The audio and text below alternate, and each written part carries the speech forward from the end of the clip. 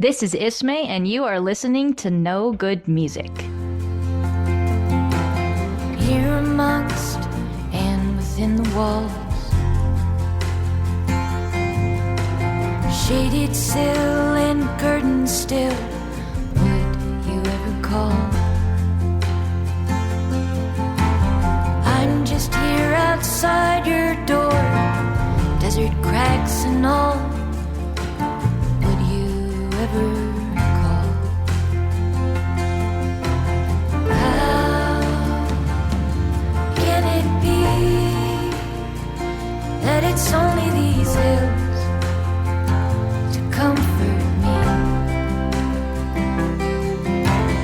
And as the wild winds blow, can they take me on back to the Ohio?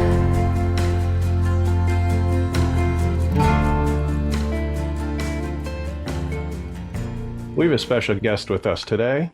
They are a folk country singer-songwriter. Last year, they released their documentary, Finding Lucinda, and they have just released their second album, Desert Pavement.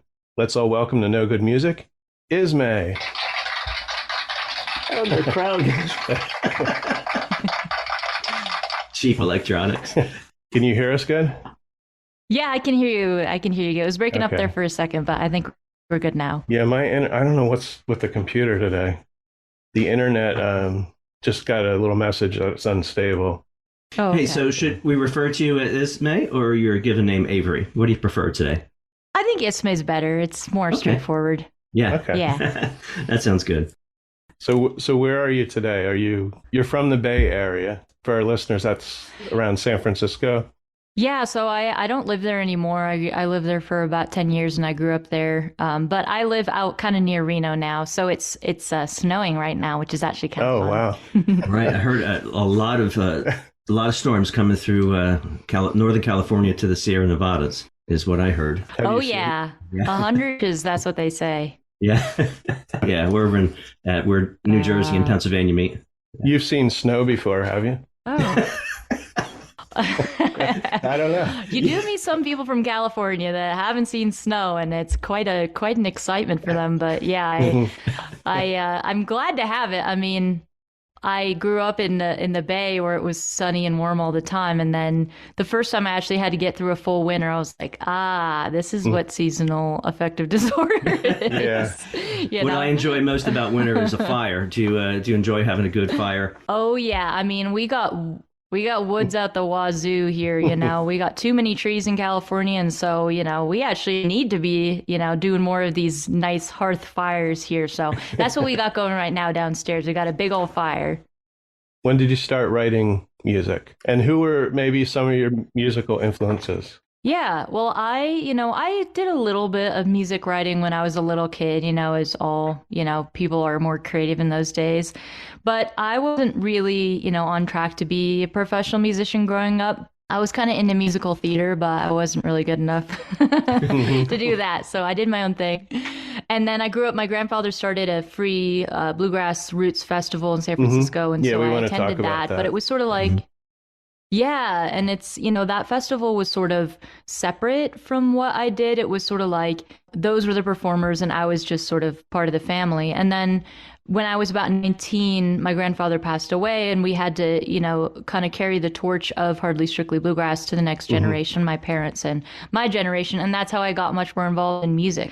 And so growing up, I listened to, you know, a lot of Emmylou Harris and Alison Krauss and things like that. And then, you know, when the indie wave kind of happened in the 2000 through 2010 or so, I got, you know, really swept up in that and had a lot of fun listening to like Cat Power, Suf John Stevens, those kinds of people. So let's talk about, actually, let's skip to because I do have it here, about the Hardly Strictly. Yeah, it's very Bluegrass. interesting. Yeah. So your grandfather was Warren Hellman, who started the festival in 2001. This, of course, takes place every year in San Francisco. I looked up some of the early performers there, and it was like Willie Nelson, Dolly Parton. I'm assuming you've performed at the festival.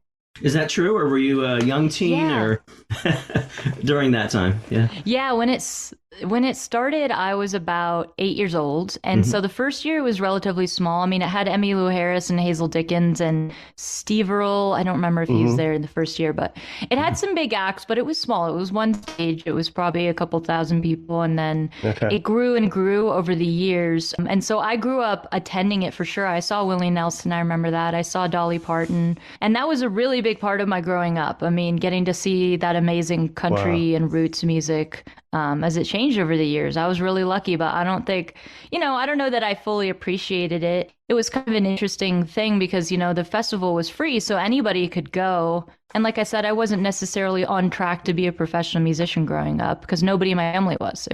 We weren't professional musicians as a family. So I was very influenced by it and it was kind of part of my life, but I wouldn't say that it was sort of like I'm going to be the next Alison Krauss.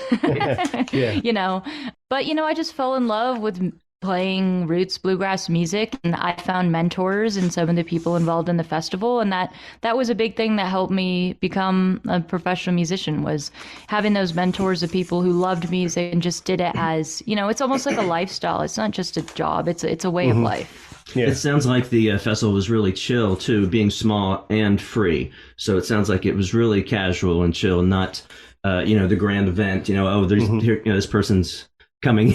It sounds like it's more friendly and chill. Yeah, I mean, I think having a free festival makes it so it's really about everybody is sort of ideally on a relatively equal playing field as much as is possible at a Hmm. concert. It wasn't this sort of hyped up world of, people dropping big dollars to be there. I would hope that it was the kind of a place where anybody felt like they could go. And, in those early years, because it was sort of different security wise, it was just open, literally no entryway. And Yeah. unfortunately, things have changed since then. Yeah. But back then, it was Probably for just safety. anybody hanging Yeah. out. Mhm. Yeah. Yeah, exactly. And it was the right decision. But the early years, it was very much like anybody, still anybody can go. It's just, you have to get through a check-in and all that stuff, but it's still free. Hmm. And that was just incredible. I mean, I think it felt like it was a different kind of a music. It wasn't super exclusive. And I think that's an important part of folk music is what draws people to it, is it's supposed to be for everybody. Hmm. Right, right. And I think that Willie Nelson, Emmylou Harris, I think they exude that humility and such. I've not met either of them, but it comes through. Yeah, I mean they're fans. Yeah, Willie Nelson or Emmylou Harris, like they're drawn to the fans as almost equal parts of the project. You can't have a musician of that caliber without the fans that are dedicated to the music. Now, was there one stage, or were there more than? We had a free music festival Yeah. here in New Jersey, and it was three stages. Hmm. They had the bigger stage and then two smaller stages. Yeah, when it started out, it was just one stage. And as it grew, now I think there's probably 6 stages or so. Oh, wow. So it's grown a lot. Mhm. Every year, you kind of added one more. And then this last year, we added a new stage that I worked on with my family that's called the Horseshoe Hill stage. That's named after a place in the Bay Area. It's named after a road where my grandfather used to have a horse ranch, and we sort of wanted to create this feeling of like the places of inspiration, people who, the cultures that informed roots music, American roots music, like what was the place that they grew up in, and so much like Appalachia or the South or all over the United States. And it was inspired by Hazel Dickens or Dolly Parton's childhood cabin and kind of recreating this scene of where folk music came from, which was Yeah. a home or a hearth or a family or a community. And so anyways, I was part of that new stage that's going to continue on and started last year. So it's quite big now. I mean, definitely crowded, but I hope that it's down to earth for people and feels, approachable to everybody. Yeah, yeah. I like that you mentioned you mentioned Appalachia, which we used to call Appalachia. It's switching to Appalachia, and us old folks are trying to deal with that. But anyway, I lived in I lived in Virginia for 25 years, and so in Newmarket, I worked with the great niece of Patsy Cline. I worked with. I'll throw a hello out to Amanda Klein. Also, my kids went to school there in the Shenandoah Valley, and right in front of the new high school was this little white house. And they said, that is Patsy Cline's grandfather. Patsy Cline used to come here and hang out with her grandfather and play in those fields that are now my kids' high school. And it's just, the history's right there. It's rich. It's pretty cool to think, you're over in California, we're over here on the East Coast, talking that music. You lived and worked on a ranch that your mother purchased. Tell us about that and how that affected your music possibly.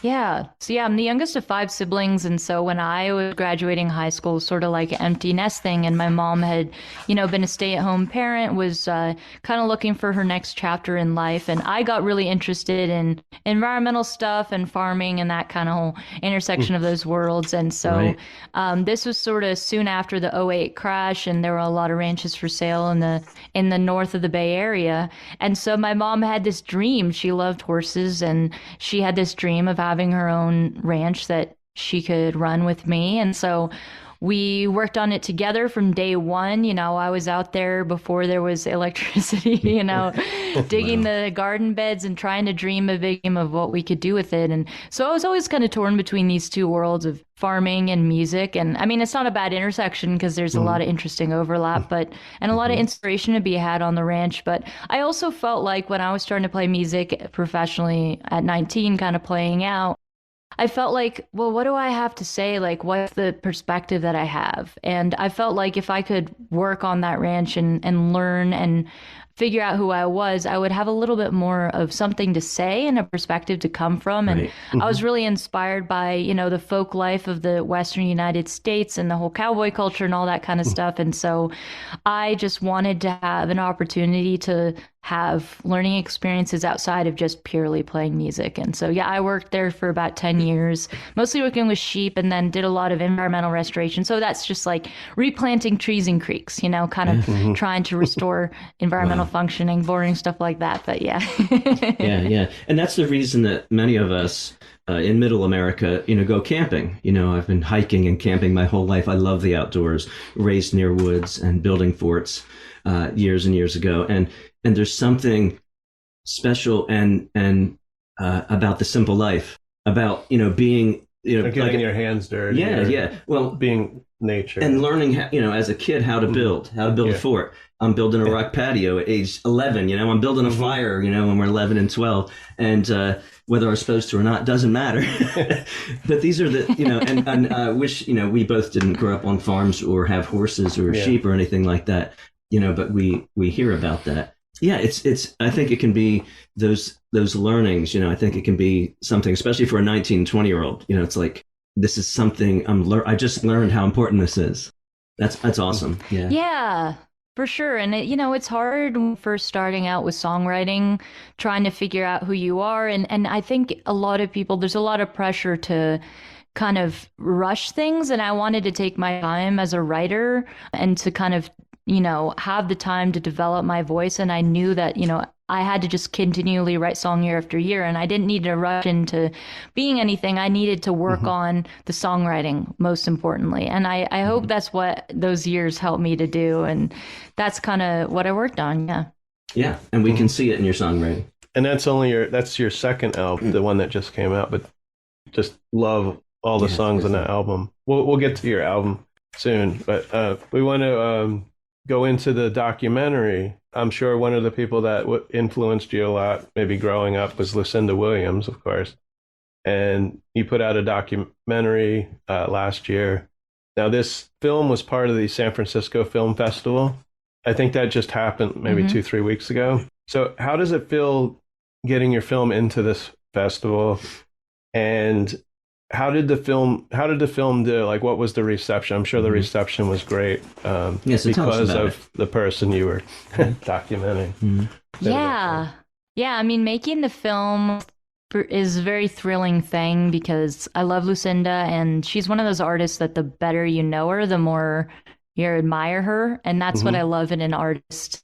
And so, when we set out to make the documentary, it was because I was in a Lucinda Williams tribute band with my dad. I wasn't necessarily looking to make a film that I was in per se, but I felt like I could be a stand-in for the audience as a younger songwriter, learning from Lucinda and kind of going on a journey And, for anybody who's like a nerd about storytelling, having a journey, a person kind of protagonist going through some changes is like a good way to tell a story and to convey emotions, as opposed to, we could have approached the film as more like this happened and this happened in her life, but we wanted to approach it more as an artistic thing into itself.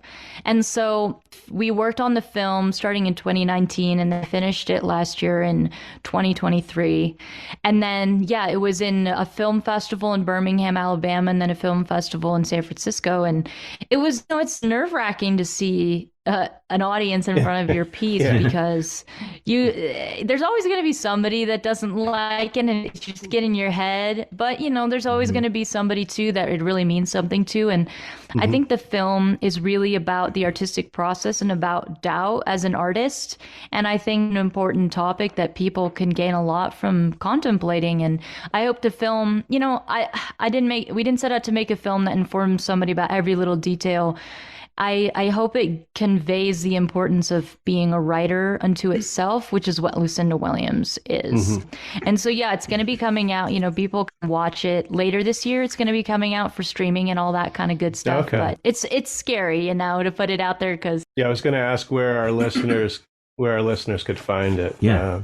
What would it be on, like Amazon or? Yeah, it'll be on Amazon for purchase and then Apple TV too. And I think it'll probably either be late summer, early fall. Okay. And then, a good way to keep in touch is just we have an Instagram account and a Twitter and a website, findinglucindafilm.com. Okay. And that's a good way to stay informed because, it'll be out there and available for people to watch. But in the meantime, we're going to be screening it in Nashville in April, and then we're going to be screening it here in the Sierra Nevada mountains in June, and then probably again a few locations later this year. So it's fun to watch in person, but I know some people rather stay at home, Netflix and chill, so to speak. And they'll be able to do that later this year. We'll definitely watch it. Yeah. Speaking of Lucinda, of course, you're aware of Amos Lee's recent album from last October, all Lucinda songs. Yeah, we're both Amos Lee fans, have been for five albums now. Yeah, we drove to New Hampshire, I think. New Hampshire to see Amos last year. Yeah, he was supported by the Boston Pops, so it's a full orchestra and his band in the front, and it was awesome. Yeah. We had pretty good seats there. Wow. Close. The whole venue was pretty cool too, being quasi outdoor. It was a place we'd never been before. Forget what it was called. But now this would have been right before we saw him last year, so it would have been right before he put this out in October. But I just love Amos's. I just love the honeysuckle switches with all of her. What do you think of the album? Do you have a review or do you love it? Do you like it? Yeah, I think he's amazing. And it's so cool to see. I think he's great. I think his covers are great, and I think he's somebody I actually met like maybe 2018 or so. He was friends of friends, and he was just such a great guy. I was playing sort of one of the first times I ever played Hardly Strictly. I played my own music, and I was still kind of figuring things out. I wasn't, established, and he was just so supportive. He came up, he's like, that was really great, and was really nice, and we got to hang out, and he's such a great guy, and I hadn't realized what a big Lucinda fan he was, but I would love to reach out to him at some point. I haven't talked to him since that time in 2018 or so, but I would love to reach out to him and talk to him about Lucinda and hear his perspective, because he's such an accomplished songwriter. He's so incredible and has such a wonderful spirit that I'd be curious. I'm always curious to hear what other people hear in her music that I don't necessarily have a grasp on, because there's so much more to understand about her. And also, every songwriter, artist, we come from a different perspective, a different personality. And I was talking to one of my friends, Margot Silker, the other day, who's an amazing kind of alt country artist. And she brought to my mind her own perspective why she loves Lucinda. And she was talking about this song, The Night's Too Long. That's one of, I think, Lucinda's best songs. And she was like, I really identify with the character she's writing about.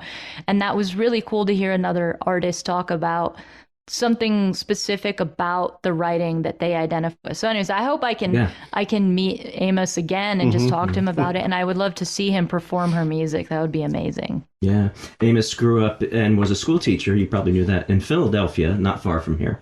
And so, being in different professions, Rob and I, just thinking, coming from the school teacher and teaching the kids to, bringing the music to the class, I'm sure he must have, and then getting and reaching out. And Amos really, really helped me through COVID. Every Thursday night he had a live streaming. He had a streaming live, and just there on Thursday nights with him for about 2 hours. It's like, and he's just chilling with the people. So that was really good. And what was the name of the person you just mentioned? Margot Silker. So it's spelled Cilker. Okay, thanks. Just want to get our listeners turned on to that. She's amazing. Very cool. Yeah. So let's talk about your new album, Desert Pavement. That's a juxtaposition there. Desert Pavement. Desert Pavement. Desert. Yeah. Oh, I got to interrupt. Right before we talk about that. So, I drove around Death Valley one time because it was 106 degrees, but I was never in Death Valley. But did you hear about all the rains bringing the lake there? A new lake has formed in Death Valley. It's huge. Wow, that's amazing. Yeah. The earth, anyway, man. I just thought, you were on the left coast there, so I thought maybe you had heard about that. No, I mean you're more attuned to the weather news than me. Yeah. I'm kind of clueless. So there's a new lake that's like, I don't know how many acres or square miles. It's all there, and new things will come up out of the desert because of that. Yeah. I mean, there's the lakes. I don't know the weather sometimes unless my wife tells me. Yeah, we're getting 8 inches of snow. This is the lowest, hottest place in the entire continental 48, and and it's just thought, being into things that you're into, I thought maybe you heard that. I digress. Okay, the first single you released was "Stranger in the Barn." I walk from the house to the barn that sits down by the brook. Find old peer through, see a jacket there on a hook. I fault, I freeze, there's a person in front of me on hay, he sleeps, I've gotta go, tell someone here, a man's bedding down by the sheep.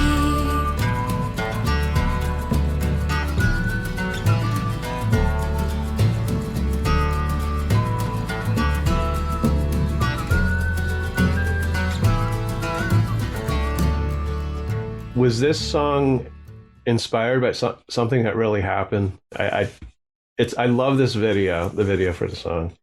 A lot of work was put into it, for sure. But working on a ranch, and did you find someone sleeping in a barn? Is it true? Where'd that come from? In a dream, maybe? Go ahead. Is it true? Yeah. Yeah, Really? so when we first bought the ranch, basically it had been abandoned for almost a decade. So the house was falling over. There were cows in the front yard.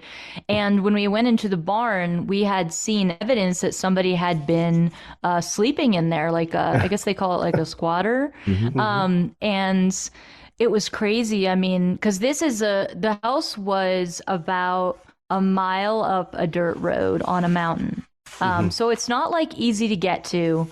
And so I don't know if somebody walked, if somebody drove. I don't know how they got there. I would have never done something like that because I'd be scared out of the bejesus if somebody would find me.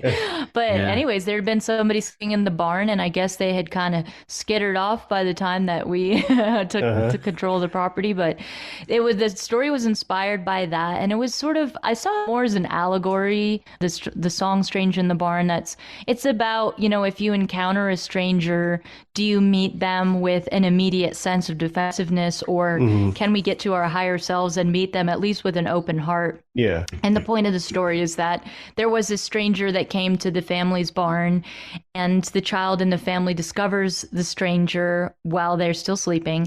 The child goes to the parents and says, "Oh my gosh, there's a stranger in the barn. What do we do?" And they debate and ultimately decide to meet the stranger with open arms. And all the person was doing was just sort of walking on down to go to an event. And so it's allegorical. It's sort of like almost like a children's story, but obviously the song is not a child song, but it's not for kids. But but it's sort of, me always trying to reach my higher self as an individual and remember the defensiveness is sometimes irrational in all kinds of situations, not literal strangers, but people we're afraid of. A lot of times we meet with defensiveness as opposed to having just a tiny crack open in the door that maybe this person isn't as bad as we might think. That's a great explanation. And, it's simple trespassing. I used to trespass a lot. That's probably my biggest crime. I don't know if you know that. Just as a kid, just always going over fields and then into the stream and then through somebody's barn, daytime, not sleeping there. But yeah, trespassing. And so I would want the benefit of the doubt for sure. Well, this person might have been just passing through. Yeah. Innocently. Found the barn. Yeah, exactly. I love the video though, because it reminds me of like old movies where they had to paint the backdrops and I urge our listeners to look up this video. Yeah. It's Stranger unique. in the Barn, because it's like I said, layered and it has that strange puppet, right? And I loved it, but I love everything about this. I showed it to my wife. She loved it too. But when you're running and the crows, you can see them on the strings. Yeah. But I did want to ask about the puppet. Like, did someone create the puppet for the video? Is this a puppet you own? Where is the puppet? Or where? The puppet, he just showed up one day. No, I'm just kidding. So the filmmakers Rose and Bodie, they found him from a puppeteer who makes them in Turkey, and and then we hired. There's a marionette, I don't know, a puppeteer, marionette, I don't know how you say it. But anyways, he lives in Sweden. He's a well-known Swedish puppeteer named Thomas Lindquist. And so he actually did the smaller puppets that are in the middle of the film, and then the big man puppet, he animated them and did that whole thing. But yeah, the puppet was from Turkey and was all handmade. And I don't remember the name of the person who did it now, but I can send you later a link to his website. He makes lots of puppets. So where is the puppet? Like, who has the puppet? So, you just want to know if it's alive or not. Yeah, where is he? So he's in a storage facility in Brooklyn right now, sadly. But he'll make it back home someday. You should bring him on tour with you. If you get the puppeteer. I think that'd be great. That would be like really cool. Plus, I have my new epithet in case I don't appreciate someone. You big man puppet. What? No, it's a phrase now. Look, I wrote it. Big man puppet. I don't think that's a phrase. It is now. Big man puppet. It's gonna spread like wildfire. I'm on TikTok. Look out. So I have two other songs from the album that I want to. I Called You Up.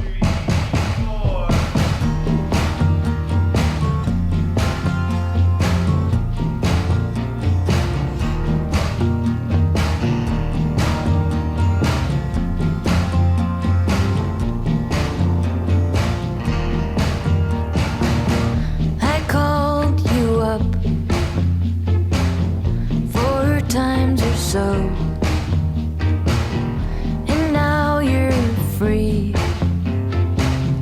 But wait, the other line, you have to go. It used to be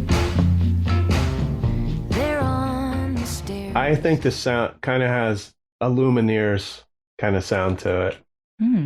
And the drums, if you call them drums, it sounds like, and I'm not trying to put down the song, but it sounds like someone's hitting a trash can lid. I play drums, and I think it's something metallic, on the snare. You could put a small cymbal on the snare and wrap it. But anyway, what about? And then I got from the lyrically, I think this is about someone moving away from their, like, out of the house. That's what it sounds like. Maybe it's 20-something. And you wanting, maybe when you were younger, you'd have these long conversations with your mother, and you could sit at the table, but you're calling her on the phone, and it's very limited. She's got stuff to do. That's that's in the song. So tell us a little bit about this one. I love this song. Yeah. So from the production, yeah, it's interesting how that sound came about. It was a regular drum kit. Then the mixing engineer, D. James Goodwin is his name. So he wasn't there during the production of the recording of the actual record, but he was really, the one who mixed it. And I think I kind of wanted him to push himself to take some risks and do some effects on the instrumentation because I was excited by his aesthetic and just giving it another layer of like uniqueness and creativity. Yeah. Right. And so I think you'll hear like there's even mandolin. So at the end of another song, The Window Shade, you'll hear it sort of sounds almost like an affected guitar. It was actually just a mandolin, but then he put some really cool effects. I can't exactly. So he was very involved in sort of the more can sounding drum that's on there. Yeah. And then from the songwriting perspective, yeah, I think you nailed it exactly what the song is about. It's about, having a parent that is, you grow up and the parent has their own life and you realize their whole life isn't about you and that you have to embrace that reality that, your parents are adults, you're an adult and, they used to be the one tending to you and not all parents want to do that for the rest of their life. Some parents do, but in this story, it's sort of like about that of just kind of having to separate. I mean, it's a painful process that I think is another stage of adolescence is what people go through in their 20s, which is the separation and the changing relationship between parent and child. And it can be difficult for both in different ways. And it's just sort of about embracing the change that comes from the shifting relationship. Yeah. And I think that, of course, as young adults, we look at it differently as far as the experiences that we had and relationship we have with our parents. There are some who just run away. I'm out of here, and don't even want or need that relationship. But, you're writing this from... I wanted to be on my own. Yeah, yeah. I mean, I got married when I was 18. That only lasted a couple of years. Yeah. And then I moved back with my parents, and that was hard. Yeah, it sure was. Because then I was, I was 21 and I go out with my friends and come in at like 2 a.m. and should I do your mom's voice? So that's a okay. Just had to do that. Come on. But my son's 20. He'll be 21 in June. So he still lives with us, but that's fine.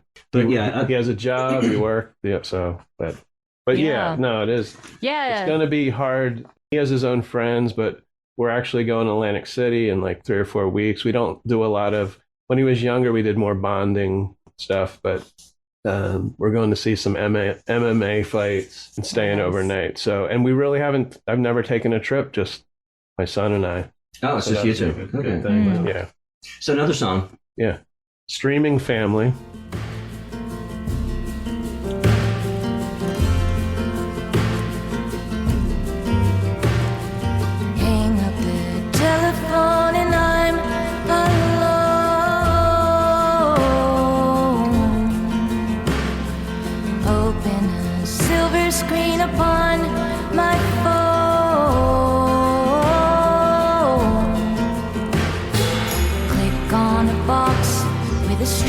That I like, and mother just talks to a brother named Mike. I know where it goes, 'cause I've seen it before 1,000 times. Now I won't be alone anymore.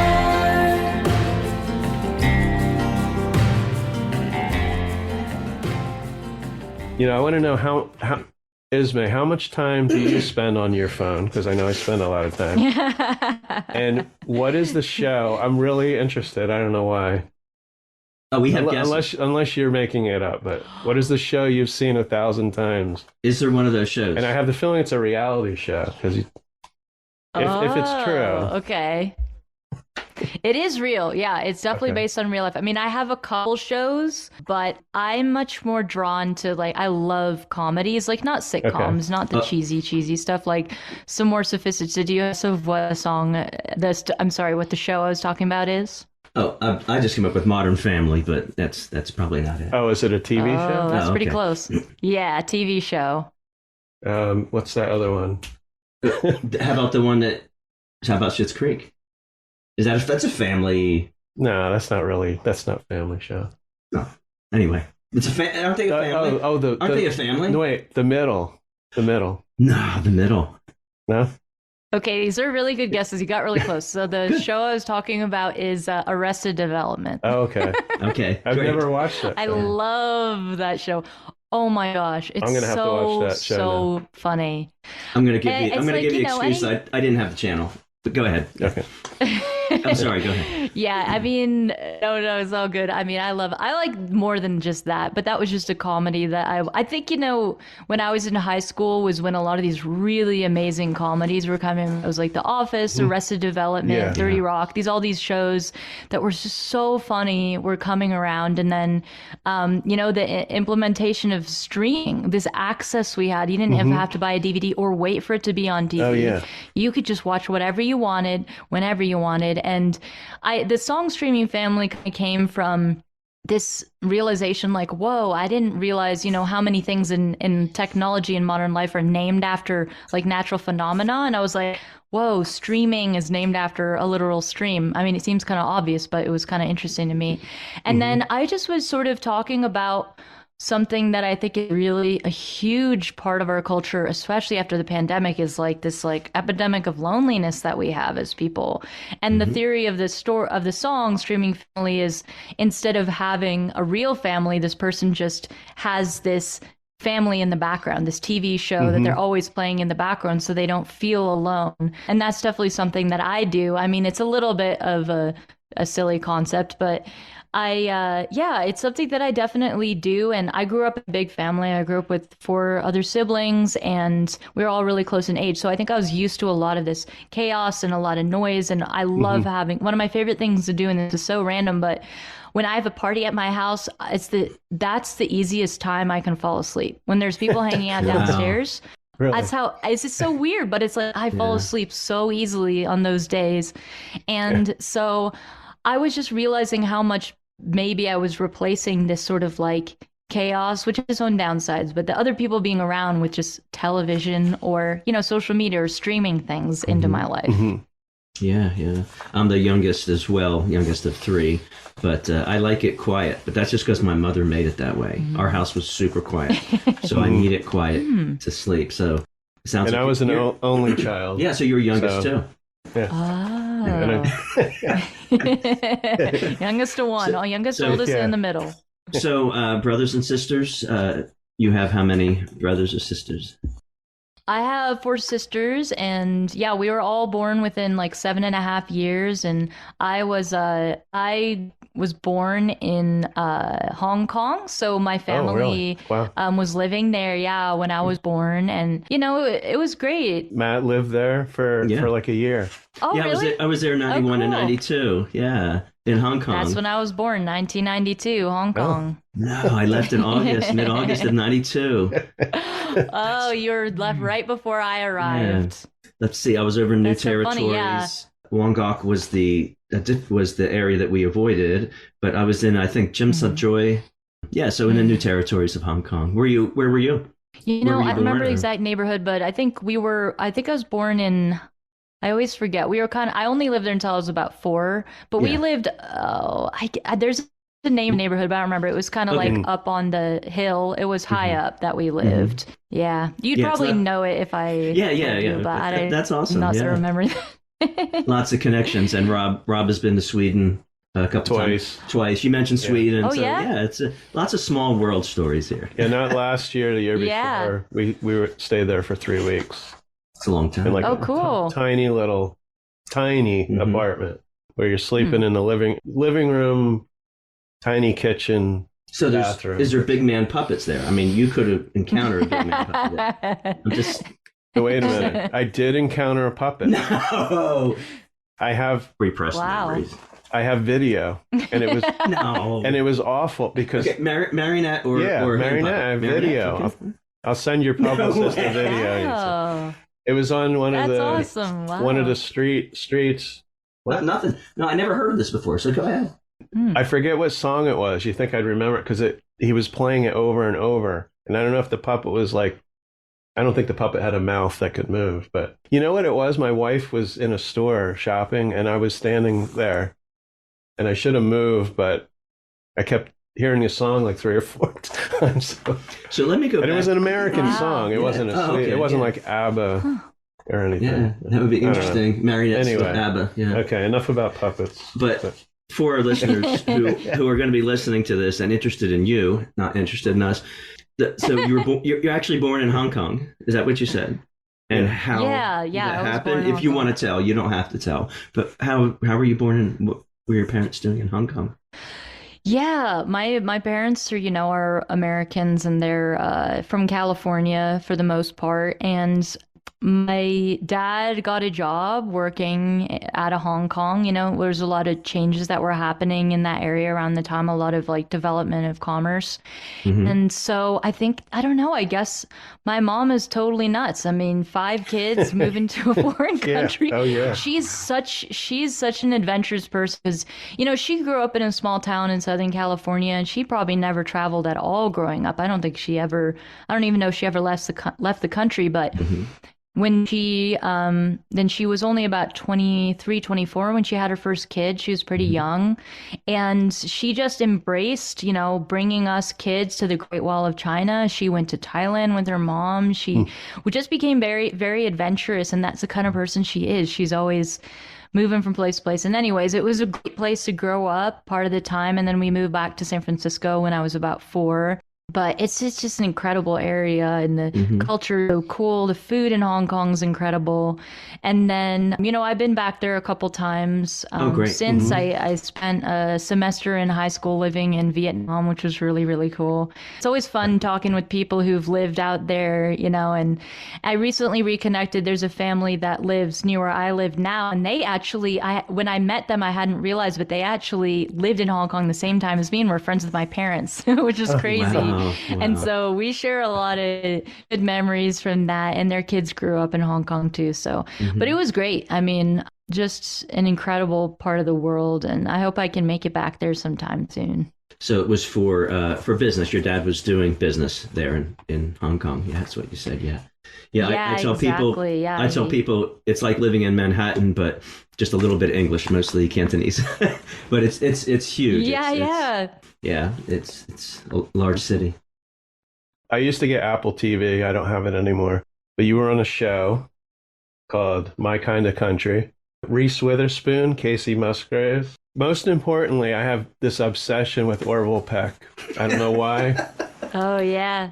And I used to say I didn't like country music, but I like Johnny Cash, Patsy Cline. I like the old style. And I like Orville Peck. I listened to his album many times, his last album. Just tell us about the show and the experience and meeting Orville Peck. Or if you did meet Orville Peck. Yeah. Yeah, I mean, it was insane. The process of being part of the show was like a multi-year process because I think they kind of greenlighted the project right before the pandemic. And so there were a lot of stops and starts with that. And then they brought us out so the film crew filmed in everybody's original hometown. So they came to Sonoma County, where I was living. They came to my family's ranch, and then they went to other people's homes. So some people lived in South Africa, some people lived in Mexico, some people from India. So they went all over the world to find people who loved country music. That was the coolest thing ever because I'm like a huge fan of multiple cultural influences coming together and creating a type of music that otherwise wouldn't exist. I love that. And so anyways, getting to hear these other people on the show was amazing because of the different influences that they brought to country music. And then, so each of us in the show, so there were 12 different, artists, and each of us got assigned like a coach. And so it was my coach was Orville Peck. Oh. And so basically, so I know nothing about the show, so that's pretty cool. Yeah. And it was amazing. And I was on a Zoom and they're like, you're going to meet your coach. And I was like, okay, whatever. And then I see Orville Peck pop up on the Zoom screen because I had no idea that's who it was going to be. I was like, what the heck? This is the coolest thing ever. I was like shocked. I was just sitting in my silly car on a Zoom outside the library, like a weirdo. And then I was like, what? And I was so excited. And so then they flew all of us out to Nashville to do some performances and film the process. And I got to meet him. I got to hear his advice. And the best piece of advice he gave to me was, and this is so him, he said, whatever you are, the thing that you are, be more that. Yeah.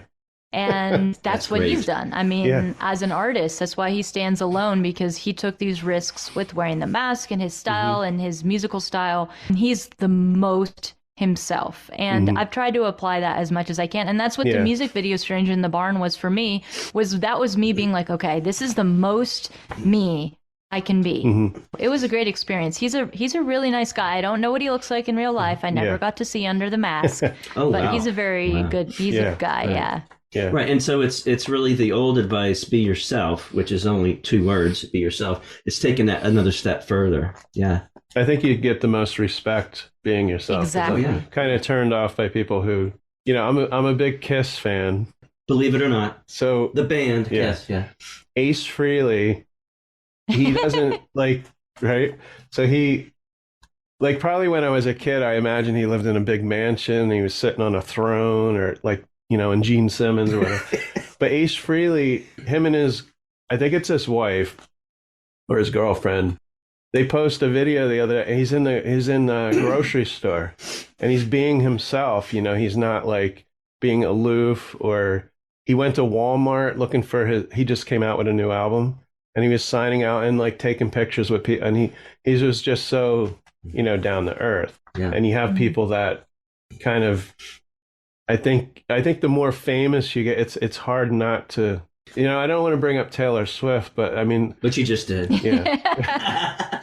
Who was country? Who was a form of country? But for people to hate her, she's such. I've never met her, but the things that she does, and for her to still be herself at that level is amazing. I think. Yeah. And not many people talk about. Right, that. right. And one of the best videos of Taylor Swift is not a music video. Have you seen the video of Taylor Swift talking to her managers and parents and everything, saying how she's going to get political, and they say it's going to destroy her career, and she's like, I don't care. And she's just, it's an awesome video. Yeah. Now it could have been all set up. It might not have been just informally videoed, but they're really getting into it. He goes, I bought you all these armored cars. What the, and she's like, I don't care. It's pretty cool. Yeah, it's awesome. No, it's a really interesting concept, and to think about who am I and how can I be myself, and I think the farther you get in music, the harder it is, because you're wondering, what is it about what I've done before that people are drawn to, and am I aware of that? And you might make the wrong assumptions. You might think, oh, people are drawn to my voice, or people are drawn to my earnestness, and you just never know the real reason. It's sort of intangible, and it's a difficult decision to make. But you're right, there's certain artists out there that really do a great job of maintaining that, and that's hard. It's really hard to do, because you don't want to disappoint people. But if you always are muting yourself and holding back, I mean, you're also not going to connect with people. So you have to find the ways to be yourself and have your integrity. And that's, I don't think it's an answerable question, but I think it's important to try it. I think it's easier too now with social media to put out a video or go live, and the fans to see who you really are than back when we were growing up. People like Alice Cooper, you thought he was just, I mean, I think at one point he was on drugs and stuff, but but you thought he was like that the whole time. If he's out there mowing the grass with the mascara on and stuff. But he's not. He's a normal guy. But now with social and seeing him, on the golf course, and he had to separate. I love the story. He had to separate himself from that persona, because that was the problem. When he walked off that stage and he was still Alice Cooper, that's when he was drinking. So he learned to separate his persona, from the real person. It's interesting that you bring up, Kiss and Alice Cooper, because that's so different. that's different than what Ismay is doing. No, Ismay. No, I'm just saying that it really contrasts the showmanship. When Rob and I were teenagers or young teens, in the '70s, it was only showmanship. It was don't show yourself. It wasn't it? I mean, yeah. I mean, that's what they were doing. And well, it's also hard. What I'm trying to say is harder to find out about the actual person. Oh yeah, too. Yeah. Without the internet, it was unless they were interviewed or something. But yeah, but you still can't. You still Right. can't find it because there's no streaming. So Yeah. it was hard back then. I mean, It there was was so very much different. more control back then of your public image. Like, Mhm. if you only were interviewed by, magazines, print magazines, or on the radio, that's like 1/1 millionth of what's out there now. And it's true. It's an interesting thing, the whole persona thing. And, the farther I go along, the more I see myself having to like create a bit of a separate self from myself on the stage. But I don't feel like my performance is a persona. It's definitely a version of myself, and it's not far off. And honestly, I found way more success as a performer in connecting with the audience the more I can be the kind of person I am with a group of friends. That's what I've tried to bring out, and it's taken years to kind of be humorous on stage and be genuine the way that I really am in person. And I realized I didn't have to put on this sort of like, oh, I'm cool for that kind of on stage, like, oh, I'm just this whatever person. I had to figure out how do I get comfortable enough on stage that I'm actually being the kind of person I am with a group of friends. That's like what I was able to work on over time. But it just took hard work and time. It wasn't like a single decision. It was just sort of playing so many shows that you kind of stopped caring in a way. Yeah. Or these people, you have to have fun up there. Or these people are here to see me. They paid to see. Let's all have a good time. And Right. When I was a drummer in a couple bands, I always told myself when I was getting a little anxious, a little nervous, have a good time. Yep. If I could have a good time and just chill, then it's going to be so much better. Nobody cares about the drummer. No, well, they don't. but You're way back there. I know they don't care about me back there, but I don't want to be so anxious that I mess up. And I won't mess up if I'm having a good time. Yeah. Yeah, that's a good point. It's the tenseness. That's what I had to get over too, is that the tenseness and the perfectionism, as opposed to like enjoying yourself and being in the moment and expressing what that is. Yeah, I think my best shows, especially recently, have been where I'm expressing like my joy and enjoyment on stage. Absolutely. So you're currently on tour, and this goes into June. You have some shows in June. Do you have any plans to come to the East Coast? Like New York, New Jersey. Yeah, I'm playing. There's an event that's a festival called Town and City Festival that's in the Boston area that's going to be in April. And then I'm looking at adding a show right now in New York City that I think is going to come through. That's going to be in April as well. So I'm definitely coming out there. And then I'm going to be playing out in Nashville too. We're going to be screening Finding Lucinda in April in Nashville. So I'll be out kind of in that zone in April. And, I'll be back again after that as well. I have some relatives in New York, so I come back. I come there fairly frequently. Okay. I always like to tell people about Sellersville, Pennsylvania. It's just north of Sellersville Theater. I think it seats 300, 400. So it's a nice little venue. Wow. Like Graham Parker's played there. I don't know if you know Dana Fuchs. She's played there many times. And we've seen a lot of people there. Yeah, we just saw Juliana Hatfield there. So it's a good cool. venue, yeah. So our listeners I'll check it out. can I've written it down. Oh, okay. Great. Sellersville. So our listeners can find your website, Ismay, and that's ISMAY music.com. You can purchase CDs, vinyl, downloads, also information on your upcoming shows. There's videos, all kinds of cool stuff on there. Did we miss anything with that? What else is there? That's like everything. And you're on Facebook, Instagram, all the social. Is there anything that we missed? Anything that you want to say before we go? I don't think so. That was pretty comprehensive. I mean, question. I covered the long and the short of it. Also, I have to say that you have some of the best audio sound equipment. Am I right? She's so clear compared to some of the stuff that we have gotten. We've gotten some poolside iPhones, We're talking about the Oh, interview no. itself. No, I'm talking about Yeah, right yeah, now. yeah. You are so Yeah, crystal yeah, clear, yeah. and Rob loves that. For We him. had Thanks. we had one guy. He shows up and he's literally has his shirt off and he's and there's people walking like cookies? You want cookies? There's people walking. Oh He's my at some. God. I think he was at a hotel, but he's at the hotel pool, and there's people walking behind him. I'm not mentioning his name Oh, though, but no. No, we won't. No. We had one person who was. I love her. I'm not going to say her name, but Yeah. she was outside, and her son was at a. At a birthday party. Birthday So party. she fit it in. It's like, okay, the Yeah, kids at the she's- party. Let's do a video. Yeah. I mean, interview. So anyway, Yeah, and that's cool. That's cool. we've had Wow. some technical problems. yeah, but I Well, think we're I'm good. glad you noticed. I mean, Yeah. I like Oh. sounding good and people understand what I'm hearing. And, being an audiophile, I think it's important. Yeah, to you have the a. good You must stuff have a before really we good can. mic there, because Yeah. we get a lot of people on their I do. laptops. I have a. Yeah, Well, you I know- will say I'm lacking in the camera department, but I do Okay. like the audio stuff. This is a Sennheiser shotgun mic that I've had for like 10 or Okay. so years, and I love using it. yeah, We have the Audio Technique mics here. yeah. There's a nice. See? Oh, Check. nice. You know, See, they're- those are great, though. I mean, They they're pick set up up everything. standard too, because this is more flexible. I only have it because I don't have like a one place that I do recording. So this is nice. I can kind of shift around and Yeah. do wherever. But yeah, I like it to be quiet. We're in you my music know? room. I wish I could. I have all music stuff in here and my stereo, all my vinyl albums. I started collecting. Oh, recently. cool. I'm up to 500 Very albums, cool. and I gotta, tone it down a little bit. That's round 2, and you're like the album collecting that Yeah, vinyl up and then down and Yeah. back Yeah, up I again. sold them all in the 90s, and now I'm buying back stuff that I had before. Yeah, that's Mm. that's wild. So thank you. Ismay, Cool. thank you so much your for your time. time. Thank you. Yeah, great. Thank you all too. Thanks so much for having me. Thank Fantastic. Have a great Okay. rest Well, of hope the you day. guys have a good rest of your day. you. Okay. All right. Okay, Thank bye. you. Bye-bye. I am so tired, then I hear a sudden sound, horse and a woman astride.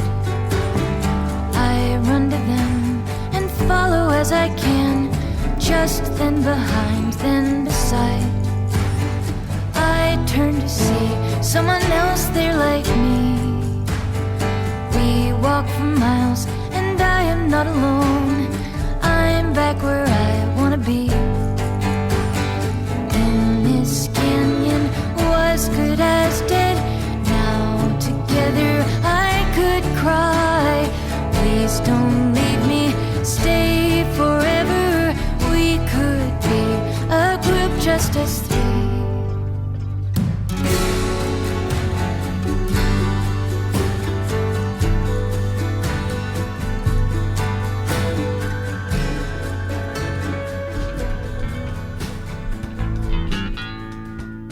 You've been listening to No Good Music. Today's interview was produced and edited by Rob J. Lilly and recorded via Zoom at the Did You Say 7 Studios in Washington, New Jersey. You can find No Good Music on Apple Podcasts, Podbean, Spotify, Pandora, and almost anywhere you listen to podcasts. Exit music by the band 99%. The songs The Ohio, Stranger in the Barn, I Called You Up, Streaming Family, and The Lonely Stallion, used with permission from Ismay.